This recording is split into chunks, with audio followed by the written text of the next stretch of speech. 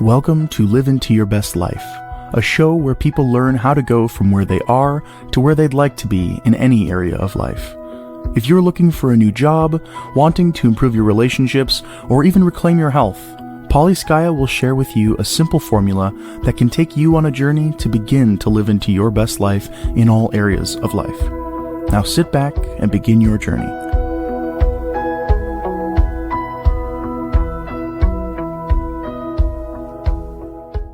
Hi there, and welcome to Live Into Your Best Life. I'm Peri-menopause, your show's host, and today I'm with Stephanie Crassweller. Now, I just met Stephanie, and I'm very excited to learn about all she offers because her focus is women going through perimenopause. And as someone who's been there, done that, I totally relate to what she's talking about, and I have a lot of people in my life who are going to benefit from this conversation. She talks about health, wellness, what to eat, what not to eat, all the different things.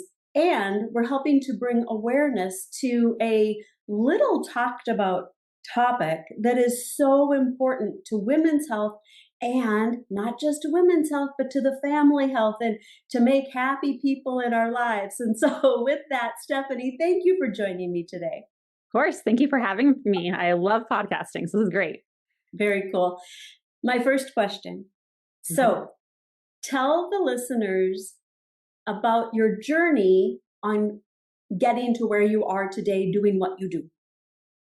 So my journey's been a long one. I always knew that I wanted to help people in the health space. This is something I've always been very passionate about. I thought it was going to come from being a physical education teacher and coaching students in sport. And I did that for a little bit and realized I don't have the patience for that. So bless the hearts of all the teachers out there. You have an incredibly challenging job that I could not do. So you guys are a whole different kind of breed and you are incredibly valuable.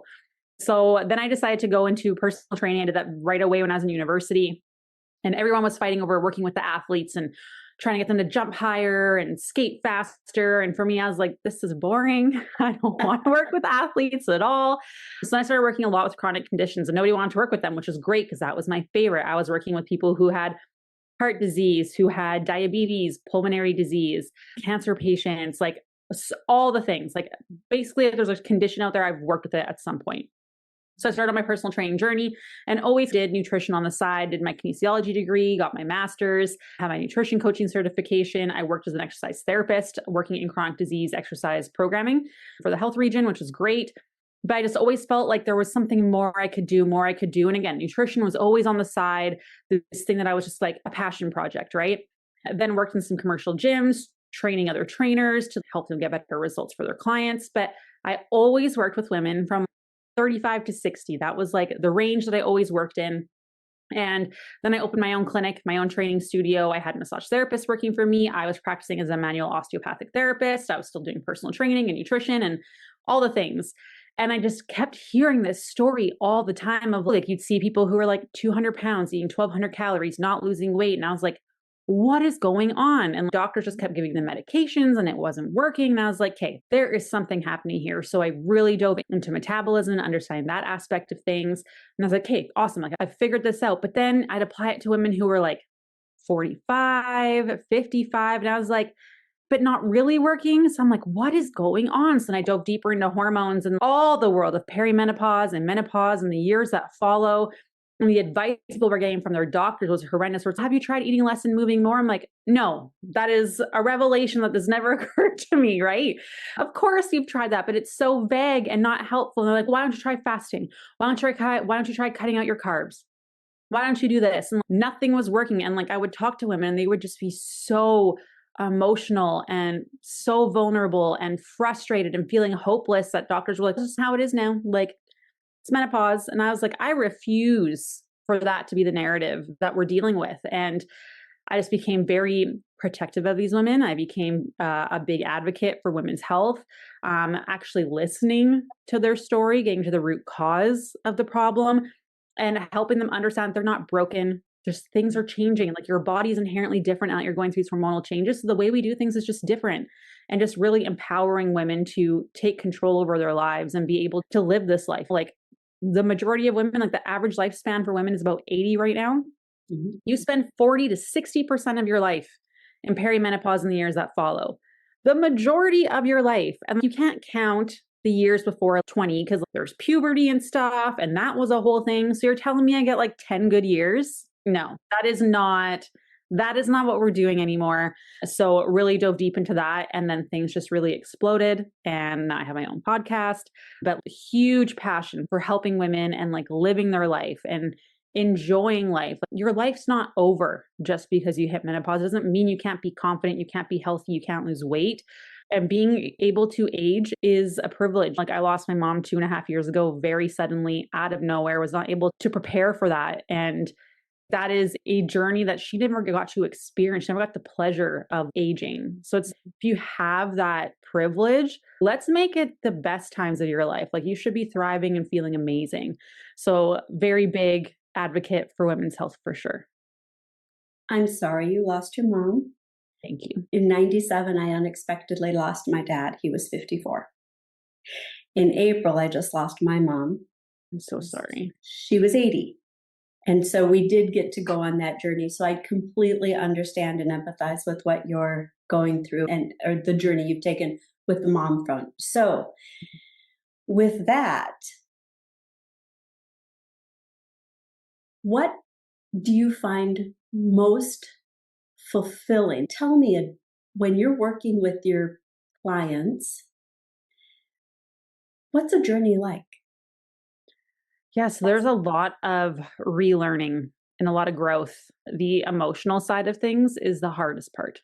Because a lot of people come into us like really under eating, and they have been for years, terrified to eat carbs, and having to teach people, like, a lot of people don't want to track food either. And it's like learning that we're doing this to make sure you're actually eating enough so you can fit in the fun foods, so that you're getting enough of the things that you need.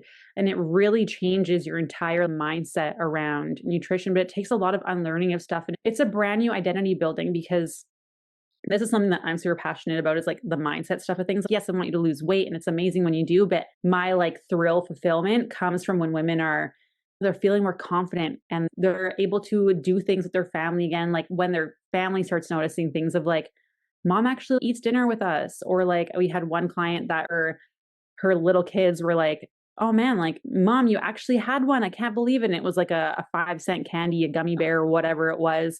And I didn't realize like how much it was affecting them, or realizing that they thought they felt good. And then they actually started to heal their bodies again. And they're like, oh my gosh, I can't believe I thought that was what I thought felt good. But like realizing that this new person that you get to become, you get to be whoever you want to be. And like, we don't have to be put in this box that like we've put ourselves in, or usually someone else has put us in. And realizing that it's growing can be painful, change can be painful, it can be scary. And people are going to inherently think differently of you when you're trying to improve your health, like always, right? Oh, you're not having birthday cake, or oh, you're not having wine tonight. That's so boring. And they're choosing what they want to partake in and when. And just because there is going to be people that the version of you no longer serves them, they want the version of you that best serves them, right? And now you're changing, and they're not okay with that. And it's going on a health journey is so much mindset, and it's a big jump. It's a big change. And I don't think people anticipate that when they're going through nutrition coaching, right? They're like, oh, I'm just going to learn to eat better. And it's no, like you get to learn a lot of stuff. And it's crazy how now you have this energy, you don't have these symptoms, and you're sleeping, and you can partake with your family. And the best message I got was from a client's husband who was like, thank you for giving my wife back. And I was like, there's nothing like, those are the things that fill up my cup so much. Yes, it's awesome to see you lose weight, but seeing you like make this big jump into who you were supposed to be or who you want to be is always the thing that makes me happiest. That's really cool. What you just said about the husband, the note from the husband, is really touching. And my family knows, but a lot of family don't realize how much mom influences everything. And I'm a Mimi. And so it is hilarious how many stories my daughter will say. So Hazel and I were just shopping at Target, and I said, what do you think of this? Should we get this? Yep, just throw it in the cart. And she's, Mom, you've taught her well. And so just these little things, I spend a lot of time with my grands. And so just these little things. And then even last weekend when I was with my daughter and her family at a Cub Scout event, and someone mentioned before I got there, they didn't know I was going to surprise them.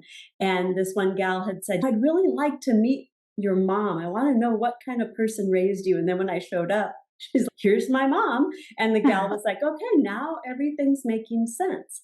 And I share that because we model and who we are and what we bring into the world is literally what we're helping the next generation and therefore continue on. And I have an aunt who made the comment once, all we can do as parents is try to raise our kids better than our experiences, right? And so I've always told my kids, I want you to be better than me. And I always do things that try to help with that regard. So how would a person know they should work with you? It's just if you're spinning your tires and you just are so like usually the phrase that I have from women is I feel out of control of my body. I feel like I don't recognize myself in the mirror. I feel like I don't have control over my emotions or my cravings, or like you just don't feel like you have the ability to make the changes that you need to make, or you've tried the things and it's like your body's betraying you. Like those are like the biggest indicators, but it's just if you're ready to be the healthiest version of yourself, because I can't tell you like how exciting it is to me when I see like one of our clients, she started in our program and then her son was like, can you give him like a rough outline? Like he wants to learn a little bit. And he got to learn all these good habits before he went to university. And now it's like, he didn't have to like fall for whatever someone in the gym was saying or whatever. Like he knew better. And then it was like, he was cooking with his mom and learning how to cook. And then her husband reached out to us and then we got to help him. And like, it's just so beautiful that like, you lead by example and the language that you choose to use. It's, oh yeah, like I'm tracking my food because I'm trying to make sure I have enough food in my system to hang out with you or focus at work or whatever it might be. Like it's not, yes, you want to lose weight, but there's so much more that's important when we're fueling ourselves properly. It's like, you don't have to be a sideline parent. Nobody wants that. You want to be there and be active. Like I think of like when I went on a hike and there was this woman, she was wearing an 80th birthday sash and she was hiking with like her kids and her grandkids. And mind you, they were taking breaks on the way up. But I was like, that's what I want to be able to do when I'm 80. And if I want to do that when I'm 80, like I have to make sure I have muscle mass now because we know muscle mass decreases as we age. I need to make sure that I'm taking care of my health now, my heart, all these things, because I want to be able to do that. I don't want to be in like a wheelchair like my grandpa was. Like I want to do these things, but you have to think further enough down the road instead of just like how uncomfortable you are in your body right now, because like then we're just being reactive, right? We're not like observing what's happening in our life and making like the right decisions to get us where we want to be. We're just so focused on getting uncomfortable right now that we don't care what the implications are down the road. Because if you knew that the diets you did 10 years ago, 15 years ago are the reason you can't lose weight now, you probably would have thought differently, but you were so focused on getting out of that discomfort now that took precedence and now you're paying for it later. So don't let that continue to happen and keep pushing it off of having to struggle for longer and longer. Yeah. So that's like the narrative that we see, and what we want to change it to is, what do you want your life to actually look like? And let's make it happen. I love that. So solution focused. Forward focused. Absolutely, yeah. I love that. I love that. Lots of learning. Yeah, that is fantastic. I'll be 60 in February. Amazing. And it just this last summer, my husband and I took the grands to the park, and I play on the park too. That's amazing. I climb on all the things and everything. And it's funny because parents look at me like, are these your kids? No, they're my grandkids. And I'm thinking to myself, do I really look young enough to? No. But it's really your point. So I think part of what we are going through is age is a number. It's just the number of times you've gone around the sun, right? And to your point about the 80-year-old hiking, or the 80s and 90-year-olds that are out dancing and just and that fulfillment. When I was a kid, I remember my mom and dad were in their late 20s and early 30s. And my dad always seemed young and my mom always seemed old. And I think that's part of why I want to stay young and I want to be young for my kids. Now, that's my mindset, right? I want to do the right things. And I'm going to ask you a couple of questions. So you talked about some of those poor habits, and so obviously I was born in the 60s, and that was when Twiggy was all the rage, right? Mm-hmm. And we hadn't gotten a lot of the enhancements to our foods. There weren't as many artificial everythings, Yep. right? And so when I was 5, my mom thought that I was too fat, and the doctor agreed to put me on diet pills. Oh. And the pictures of me when I was 5 are like I was thinner than a lot of children now. But it was that mindset around the era. And then if you go forward to the 70s and the bell bottoms and still skinny and all the things. And then the 80s, the Jane Fonda workouts and you gotta be thin and all that. And then the 90s seemed to be, people wanted to be thin, but it seemed almost in my mind like the 90s and 2000s is when those more junk food, more enhanced 100%. foods started to impact our bodies more, so that what we used to do didn't work the same way and as you were talking, I'm like, oh yeah, when I was in high school, so I used to be in 10th grade, I was 260 pounds. And then a life event happened that caused me to take stock of where I was in my life. And I started eating healthy fruits and vegetables and meats. And I started walking every night. And then I started riding bike when I was able and all those things. And I went through that journey and I wound up getting down to about 140 pounds in a year. Wow, And good for you. and I did it so I've got that mindset. And all of a sudden I looked like everybody else in school. So I started eating like everybody else in school, which means I was having a bag of Cheetos and a can of orange juice. That was dinner. Yep. And as you were talking, it's, oh yeah. Or in my 20s, living on Diet Coke and chocolate. Or so some of these things, it's like, oh, and now you try to figure out what to do. So how do you take someone like me and what would you do with someone like me?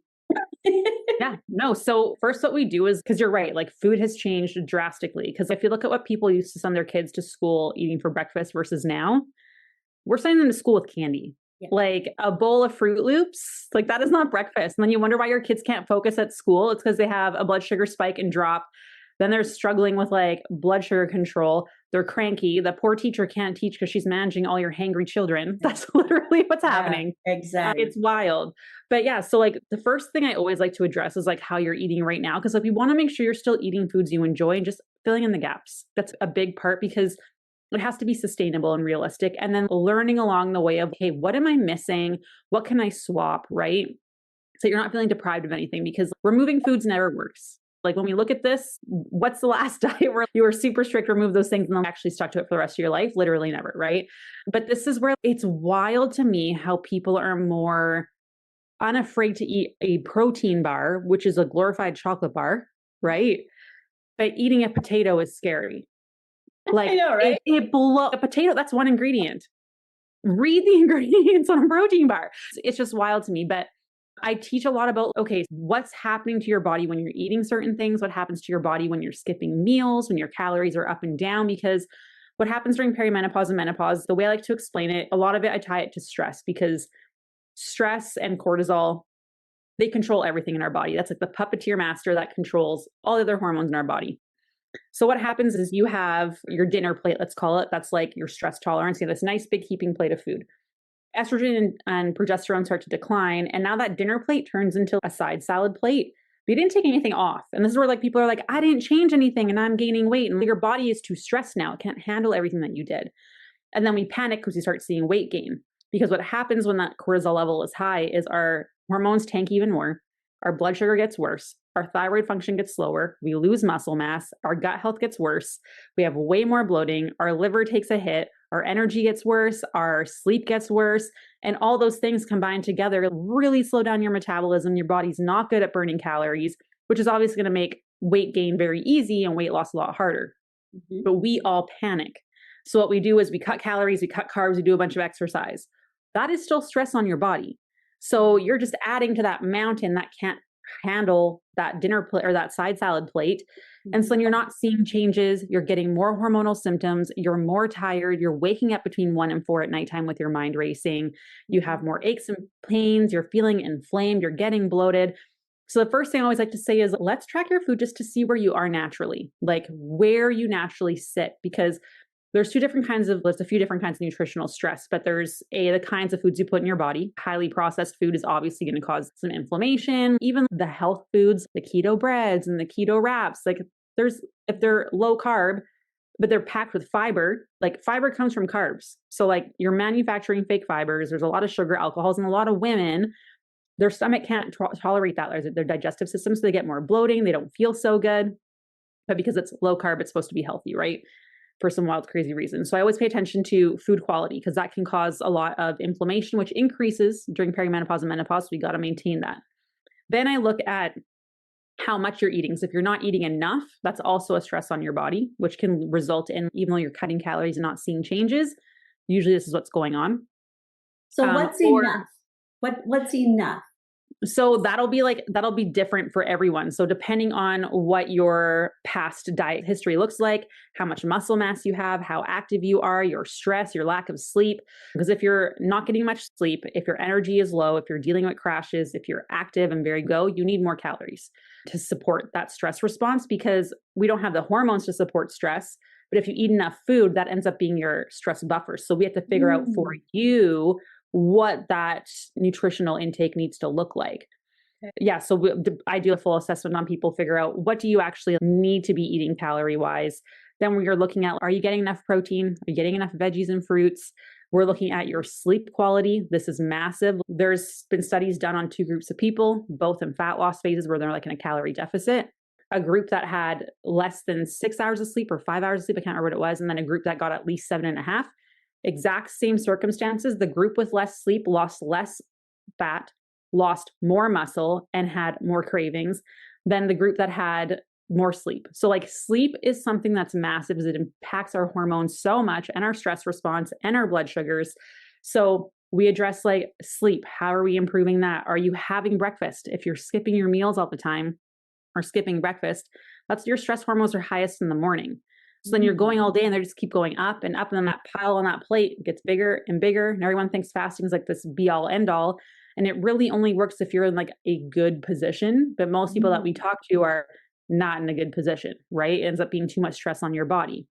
Or they're using fasting to get to that position, but they're not understanding the science behind it. Okay. Yeah, because it'll work for some people in terms of you're eating less food, but depending on your body and your stress tolerance, that usually ends up being too much for people. And fasting is not supposed to be a long-term thing.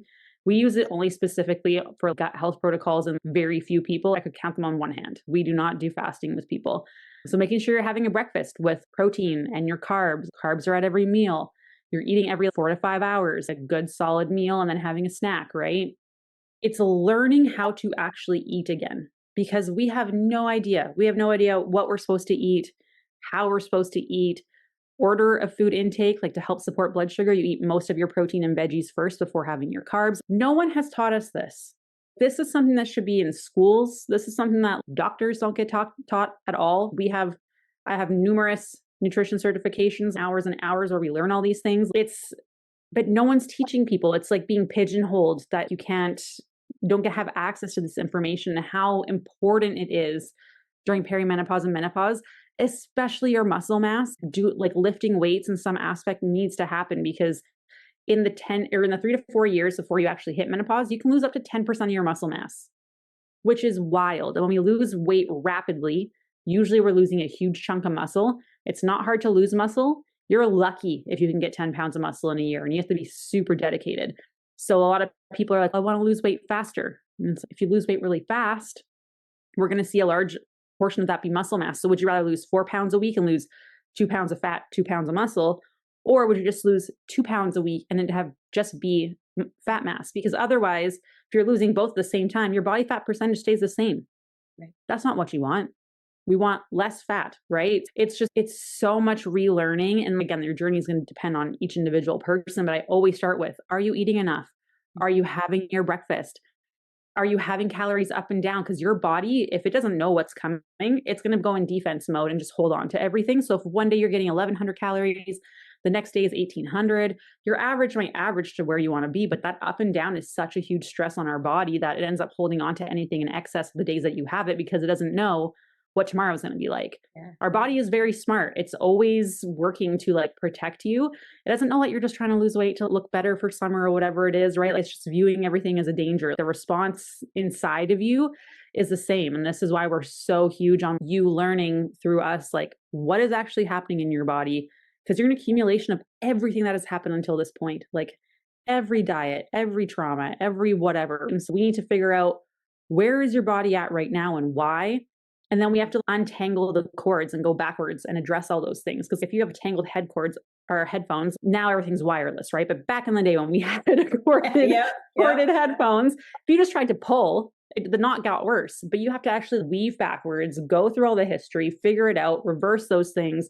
So now your body can respond again. But we're so panicked that we just want to exercise a ton and cut our calories, and it ends up being the opposite thing of what you actually need. So it's a very individualized, but if anyone's eating less than 1,600 calories, that's usually too low. But a lot of people have no idea. They're like, I think I'm having this much. I'm like, track and see for 3 days and see how much you fluctuate up and down. Mm-hmm. Is your protein up and down? Like, the people get scared because they think there's going to be judgment. It's just collecting data. If we don't have data, I can't make a plan for you. Then we're just guessing, and that's no good. Because we've been doing that for years. So let's stop guessing and actually figure out what's going on. Yeah. Yeah. And a lot of people, so that judgment piece, because you're judging yourself. Mm-hmm. And we tend to judge ourselves more harshly than anyone else. And then when you're working with someone who wants to help, you want to present the best possible light. Mm-hmm. House was a medical show right back years ago. And I absolutely love his show. One of the things that he said is, people always lie.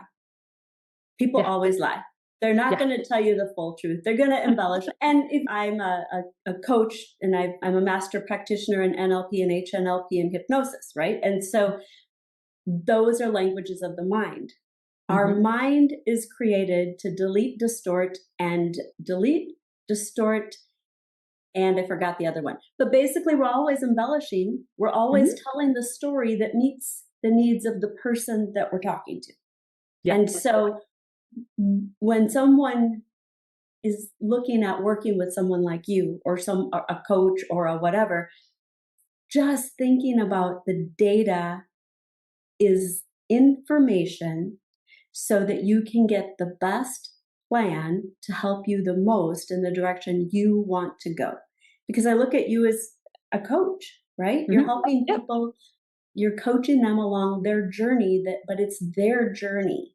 It's not yours. You're already healthy. You're already amazing and beautiful. And so then when people, I'm 200 pounds or whatever, and they're thinking, and it's not about that at all. It's not. We all have our own journey to get where we are. Yeah. And we all have our own story, because all of our coaches that we have are fit and healthy now, right? But we've all had our crazy trauma. We've all had some sort of disordered eating in the past. We've had a narrative that's been told to us, right? And we're our own worst critic, but usually that comes from somewhere, and then some sort of insecurity, right? I always tell this story that I loved the gym. That was where I felt at home. That was when people were like, oh, you're so mature for your age. I'm like, that's the way of telling someone nicely they're a loser. Yeah. Usually I got that a lot growing up. So you have a great personality, right? That's another one. Exactly. So that was me. Instead of going out and drinking with people on the weekend stuff, I'd be in the gym. That's where I was. And I worked there too, right? So it was like my second home. And being there, I always tell this story. I loved working out. It made me feel good. It gave me this confidence that I never had before. Because I was always like, what will people think of me? Always so terrified of judgment. And then someone once told me, a guy that I had dated in the past. He's like, why do you work out your arms so much? Like they're getting so muscular. Like I don't like it. And that bothered me so much. And like looking back on pictures, I'm like, my arms aren't even that muscular. Like I'm not that big of a person, but it was enough to like make me self-conscious where I like didn't want to show off my arms. I stopped working out like my arms. Like it was this whole thing, and it made me not want to be seen. And I had multiple encounters like that where like someone would say something or make a comment, and then it prevented me from growing and like pursuing things because I wanted to achieve certain things, but I didn't want the recognition or the attention that would come from it because I was afraid of criticism and stuff. And that's exactly how it is with clients that we coach. They're like so worried about criticism, and I'm like, no, we're not going to criticize you. We're going to point out areas that you can improve, which is awesome because that means you aren't broken. That means that you aren't some anomaly. We have a clear, oh, this is the issue here. Amazing. Let's make a plan to make sure that we can address this thing. So people are so worried of, I'm going to mess up. I'm going to do wrong. And we want you to mess up when you're with us because then we can teach you, okay, here's what were your options? What was your process of like your decision making around that event or whatever it may have been?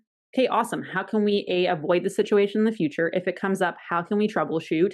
And I would rather you like fall on your face when you're with us because then you get to fall forward. You get to fail forward. You get to move forward from that as opposed to just repeating the same thing over and over again. Because when people fall off the wagon, quote unquote, like it's usually the same things over and over. Wouldn't you love to not have to do that anymore? Yes. And so people are so afraid of judgment. But if they're like, oh man, I messed up. I had cheesecake this weekend. I'm like, sweet. What kind did you get? My favorite is this one. And they're like, that was not the response I was like expecting. You're already beating yourself up. Why would it make you feel worse? I hope you enjoyed every bite. I hope it was amazing. Was it the decision you want to make or not? Because maybe you did. Maybe you want to prioritize that and spend time like bonding over that with your friends or family or whatever. And that was more important than whatever goal you're working towards. That's fine. If we can work that through, or maybe it's not the season to be pushing to try and lose weight right now. We'll focus on building muscle instead or something, right? Like it's really helping people learn about themselves as well. And what are the things that hold them back, the beliefs that we have, because that's going to dictate all your choices, whatever those beliefs and feelings are, right? So it's a whole process that people don't even realize because they're like, oh, they're just going to tell you what to eat. And I'm like, no, like you have to be willing to learn and dive in, because if you aren't in it to learn, you're in the wrong place, because there are a million programs that you can go that are just going to tell you what to eat. But then when you're done, did you learn anything from it? Are you maintaining your weight loss? No, it's part of the problem. We refuse to be part of the problem. I want to teach you so you have the skills to be healthy for the rest of your life, right? Part of the coaching I do for corporations, I help build what I call sticky capability. So I'm embedding the mindset. I'm teaching them. So we go through the discovery of what would we like to improve. And then they help create the plan so that it's them and they know what results they'd like. And then I teach them how to inspect and adapt. And then it's teaching them, then watching them and providing feedback, and then letting them do their own thing and observing. And it's that, and making it sticky so that it's embedded, so that when I walk away, and I had a meeting with a senior leader today where they're like, we need to understand what you're doing because your teams are getting successes nobody else does. That's because it's sticky. And I think that's what you're doing, is you're creating a sticky way of living that's sustainable for them. Exactly. You described the cheesecake and blah, blah, blah. An image came to mind that I have to tell you. And we like Cirque du Soleil, right? And so I love all the acrobats and everything. And what came to mind was someone on the trapeze, and then all of a sudden they fall down in the safety net, but they land on a bounce pad that launches them forward. And that's what your story brought to mind for me, was I'm living life on the trapeze and all of a sudden I have cheesecake and oh no, I fall, but my safety net of team is there to help me launch forward, right? So anyways, that was just the visual that came about. That's a really good visual, actually. I like that a lot. So you had mentioned you do some assessments. What's that like? Yeah, so we do actually, like, for free for anyone who wants them. We do free calorie consultation calls. So we go through some of your history and help you figure out where you should be versus where you are, and like give you steps of like how to get there.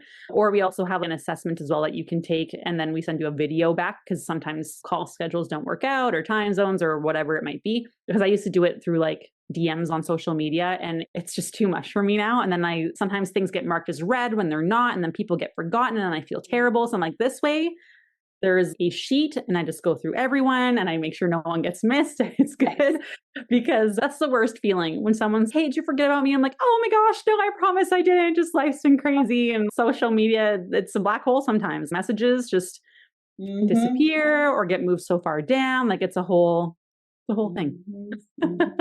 Yeah. Okay. Free assessments. Mhm. How do you know someone's a good fit for your team? So usually the calls are like the best option because then we can like see personality, get an idea of where their mindset, and you can just tell energy through even Zoom calls, right? Like you can tell where they're at. But usually it'll be people who have consumed at least some of the podcasts so that they understand that they're probably going to have to eat a little bit more to get them to where they need to be first, what the process of healing really looks like, just like they get a better understanding of how the human body works once we're going through perimenopause and menopause. So it's less like scary. If someone tells you got to start increasing your carbs and you've been avoiding them for the last 20 years, that's a big deal. That's a very big, terrifying step. So this way too, it's like women will listen to the podcast and they'll start making some of the little changes that we talk about. Because every podcast episode I do always has tangible action steps that you can start doing on your own all of the time. I'm very like big on not everyone can afford coaching, not everyone can do coaching. They don't have the time or whatever it might be. There's always something that you can do from the podcast, always. So I'm very big on that. And so usually by the time someone comes in to coaching with us, they've listened to the podcast, they have an understanding, they've started making some changes. So they're already got some momentum, which is awesome because then it's okay. Now we're just like pressing the accelerator. Like you're already moving in the right direction. Now we just get to speed it up for you. And that doesn't mean getting to your end goal is going to be fast, right? It just means it's faster than if you would be doing it on your own. You're not making mistakes and having to troubleshoot, repeating patterns. So everyone's, oh, you speed up the process. I'm like, compared to if you were doing it on your own, I'm not guaranteeing that you're going to lose 30 pounds in 3 months or even 6 months. Like it's a journey. Because again, most women that we work with are dealing with like autoimmune conditions, like hypothyroidism, and they're dealing with like hormonal imbalances and their sleep is really poor and they've been through grief and all these things. And there's just a lot of stuff that we got to work through. And it's a tailored approach. And like the speed that you go to is like, what's good for you? Because if you're overwhelmed with trying to do too much at once, that's not helpful either. So, yeah. So you mentioned your podcast. So what's the name of your podcast? The podcast is called the Metabolism and Menopause Podcast. So we've been out for a year and a half now already and have over 500,000 downloads, which is amazing. I think we're in like 130 episodes range now, maybe even 140. There are topics on progesterone and estrogen and testosterone, but also like mindset stuff and navigating the holidays. And we try to make it a little bit of everything. And like we base it a lot on like conversations that we're having with women on calls to try and make sure that you're getting everything that you need. So there's a mix of science and then tangible stuff and emotional stuff. And yeah, just really try to cover all the bases because everyone's going to need a little bit something different. Nice. So. Nice. Okay. I've just followed you. So now you've got another amazing. Follower. Awesome. Thank you for that. So you mentioned also, because one of the questions is, how long does it take? Always. And so how do you help people understand the answer to that? Really, does a timeline matter if you're going to get to where you want to be and keep it off? Because I can't guarantee a timeline because I don't know how consistent you're going to be. I don't know how dedicated you are to this. I don't know if something's going to come up. We've had women that have lost a parent during the program. We have like big traumatic stuff that comes up, like going through midlife. There's a lot of changes that happen. We become like empty nesters.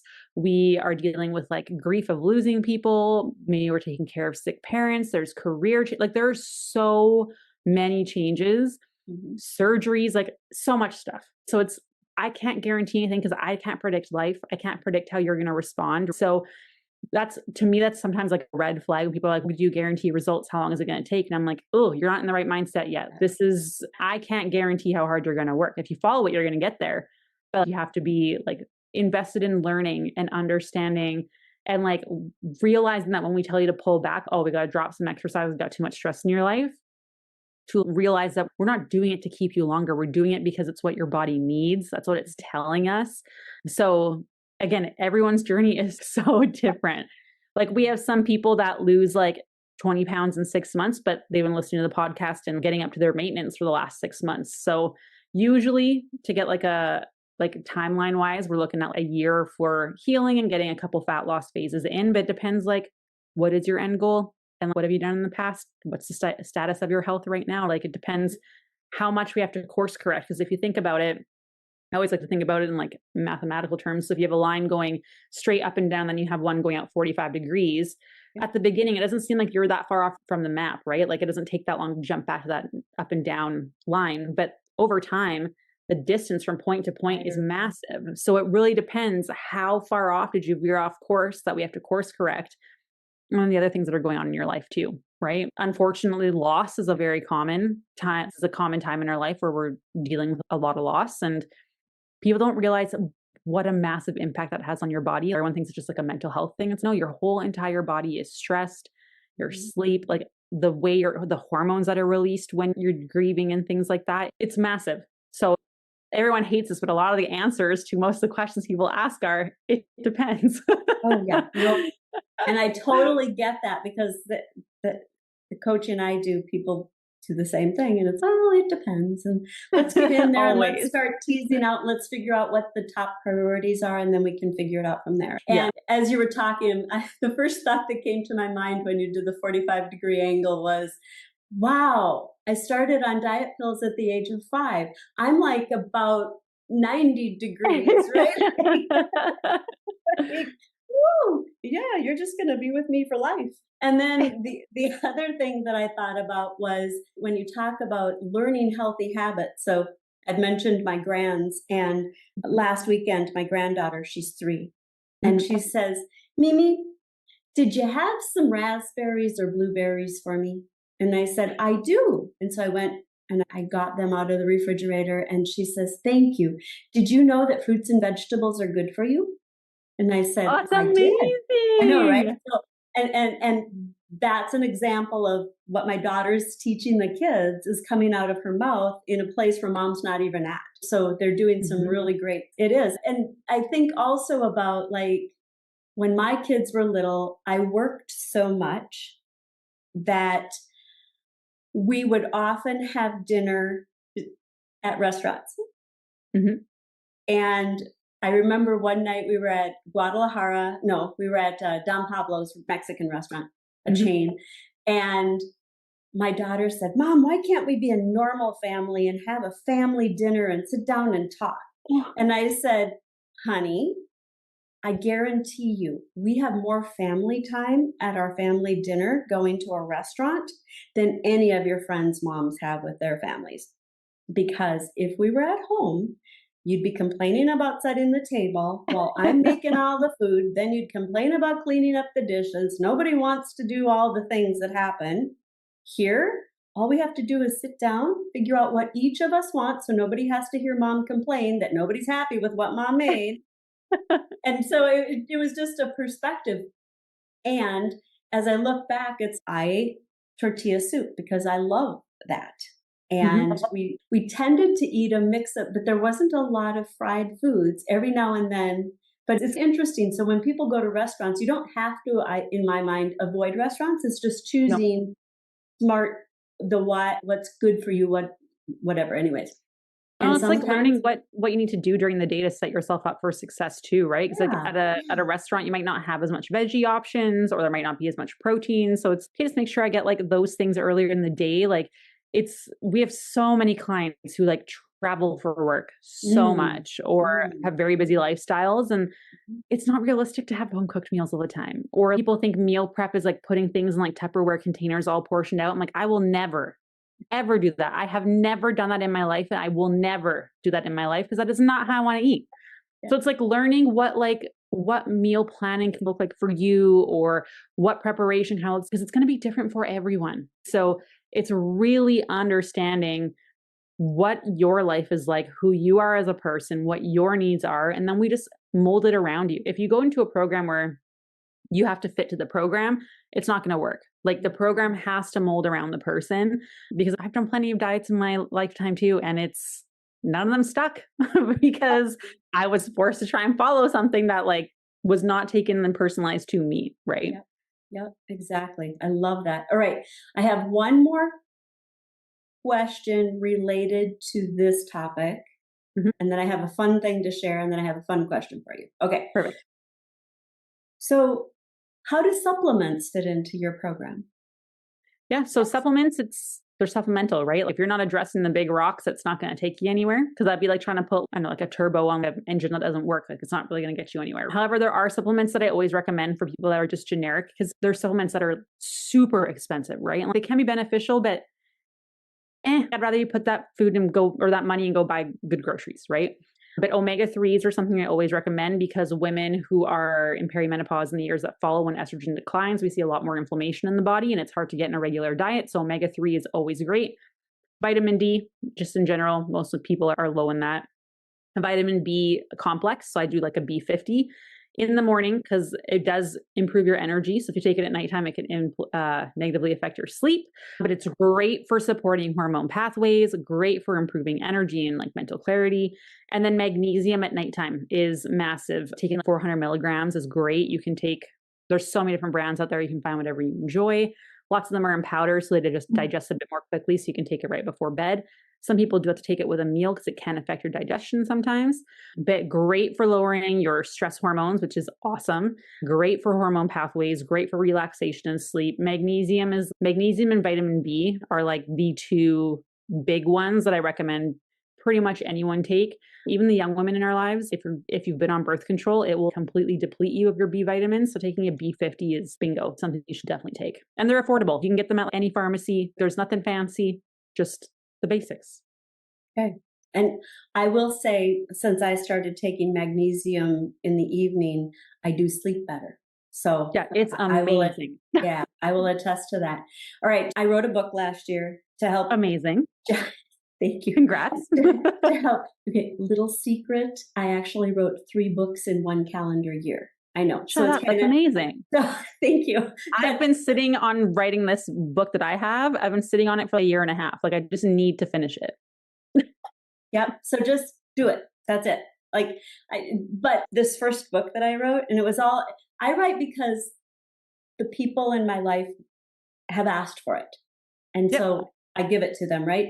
And one of the things I talk about in the first book are crabs in a bucket.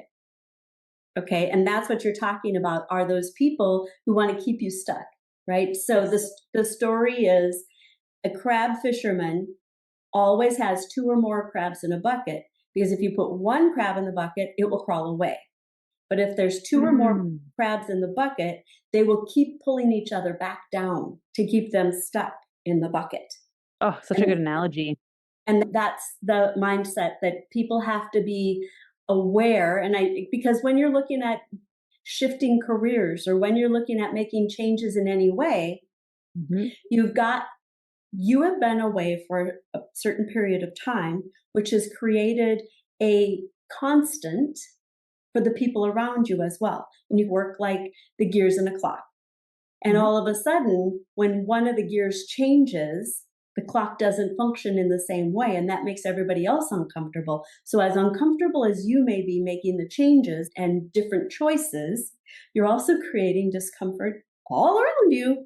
And people are we are our own worst enemies, in that we will self-sabotage to keep ourselves stuck sometimes until we're in that, I gotta make this happen mindset, right? And then we have all these people around us that want to keep pulling us back in as well. And I love that you were talking about that in the beginning. And I just wanted to round that out with crabs in the bucket. And you've got to be prepared for who are they and how are you going to handle them? So yeah, I unfortunately had to leave a lot of people behind. I shouldn't say leave. They just chose not to grow with me, which is like fine. But it wasn't easy. It wasn't easy at all. Definitely challenging. But you are the average of the people you spend the most time with. So you got to be very careful as to who that is. And that goes for the content that you consume, what you read, what you watch online, also what you're eating, like all of it matters. And The people who are ahead of you are the ones that are going to cheer you on. You are never going to have someone ahead of you try to push you down. It only comes from people who are like below you trying to keep you down. So I think that's always like a good thing to remember is like when someone's giving you a really hard time, it's usually not coming from someone who is where you want to be. So I think that's always like an important thing to evaluate as well. Hard, super hard, but like one of the best things I ever did for sure.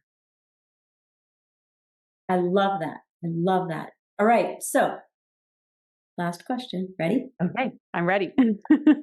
So I want you to imagine that you're having a conversation with your younger self or a younger person in your life that might be in their elementary years.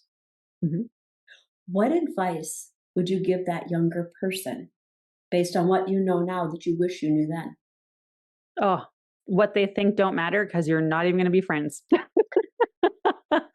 Honestly, I tell you how much I let what other people think determine my choices. And like when I stopped doing that, it is crazy how quickly things changed for me for the better. It was scary. It was so scary and very emotional, but it was the best thing that ever happened to me. It took me till I was in my late 20s to tell myself I was proud of myself out loud, which is insane that it took me that long. It took me till I was 40. So there you go.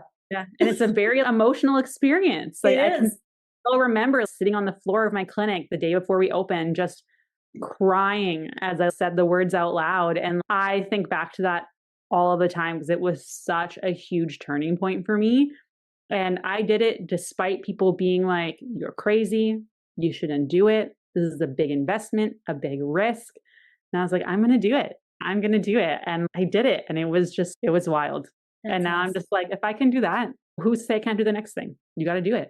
That's right. That's right. I love it. That's wonderful. Great advice for all ages. All right. So how can people find you? Yes. So I have the podcast, the Metabolism and Menopause podcast. We also have a Facebook group with over 23,000 women in it, where we have put all of our free resources, every webinar we have ever run. We run them every other week.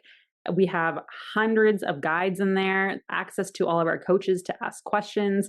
It is a free community to join, and that one's called the Metabolism and Menopause by Vitality. You can follow me on Facebook, Stephanie Crassweller, or on Instagram, which I am vitalityoet.stephanie. Nice. Awesome. So we'll have all those links in the show notes so everybody can go grab you, connect, learn, and then reach out for a session. Any parting words? No, just if you ever have any questions at all, just reach out. I always answer every message. I don't think it should be this hard to get advice and understanding about what's going on in your body. So we do it for free. I love that. Thank you so much. Thank you for all your contributions to the wellness of the world. Very cool. Thank you. All right. So listeners, reach out to Stephanie and learn about how to help improve your life. And while we've talked about women, you did hear her say that she's got some kids and some husbands in there too. So it's not just for women, but that is her target. And then just like this show, share this show with other people that you love, spread the word, and subscribe so that I wind up in your inbox every Wednesday and you can continue to learn tips and techniques to live into your best life. Until next time, enjoy the journey.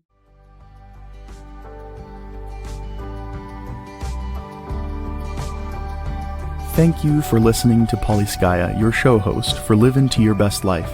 Check out the show notes and visit her at polyskaya.com to learn more and continue your journey. Until next week, enjoy the adventure.